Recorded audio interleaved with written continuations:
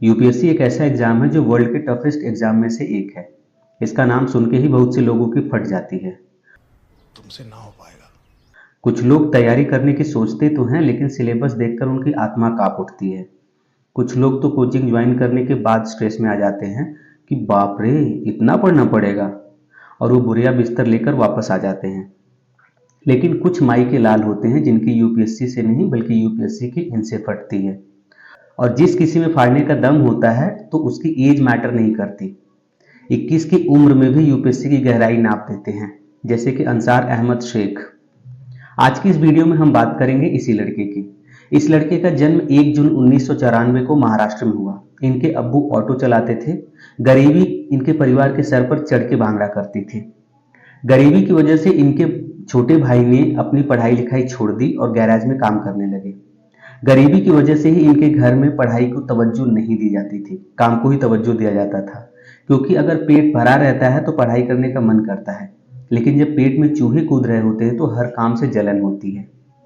इनका भाई जो गैरेज में काम करता था वो इनसे छोटा था, लेकिन फर्ज बड़े भाई का निभाता था। मतलब जो भी पैसा इसको मिलता था वो पूरा का पूरा अंसार को दे देता था। इनके पिता कभी ऑटो चलाते थे, कभी बर्तन बेचते थे। इसी तरह इनकी लाइफ चल रही थी। कमाई इतनी नहीं हो पाती थी कि पूरे परिवार का खर्चा और इनकी पढ़ाई का खर्चा आसानी से निकल पाए। फिर भी एडजस्ट करके ये अपनी पढ़ाई को कंटिन्यू करते रहे। एक बार इनके ही किसी रिश्तेदार ने इनके पिता को बोला कि इसको भी काम पर लगाओ, पढ़ाने से कोई फायदा नहीं है। और इनके पिता ने उस दिन रिश्तेदार की बात मानकर इनको स्कूल से निकालने का मन बना चुके थे। लेकिन इनके टीचर ने इनको समझाया, उनके पिता को समझाया कि इसको पढ़ने दो, क्योंकि यही लड़का आपके परिवार की स्थिति बदलेगा। तो मैंने बोला ये अच्छा नहीं, और वो जहाँ तक पढ़ना चाहे उसको पढ़ने। तो इनके पिता मान गए। गरीबी इतनी थी कि घर में यूनिफॉर्म के भी पैसे नहीं होते थे। फटा हुआ यूनिफॉर्म पहनकर स्कूल जाते थे। 12th क्लास में इन्होंने 91% मार्क्स लेकर आए। इसके बाद इनको पुणे के फर्ग्यूसन कॉलेज में मेरिट के आधार पर एडमिशन मिला। अंसार ने रेस्टोरेंट में भी वेटर के तौर पर काम किया, जहां पर उन्हें 10 घंटे की ड्यूटी देनी होती थी। और जिस कोचिंग सेंटर को इन्होंने यूपीएससी की प्रिपरेशन के लिए ज्वाइन किया, उसकी फीस 70,000 रुपए थी। लेकिन इनकी फाइनेंशियल कंडीशन देखकर कोचिंग वाले इनसे सिर्फ 35,000 रुपए लिए, और वो भी 4-5 इंस्टॉलमेंट में। और उस कोचिंग में 30 प्लस के एज के लोग तैयारी करते थे और इनकी उम्र सिर्फ 19 साल थी। तो इनको थोड़ा सा डर भी लगता था, और बहुत सी किताबें इनके पास नहीं होती थी जिनसे इनकी तैयारी हो सके, तो ये दूसरों से किताबें मांगकर पढ़ते थे। लोगों को जब आपसे उम्मीदें होती हैं तब आपसे सवाल पूछ पूछ कर आपको पागल बना देते हैं।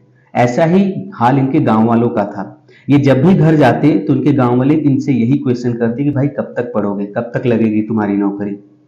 इन्हीं सबसे परेशान होकर अंसार जब भी घर जाते तो रात में घर जाते और ज्यादातर समय अपने घर में ही रहते।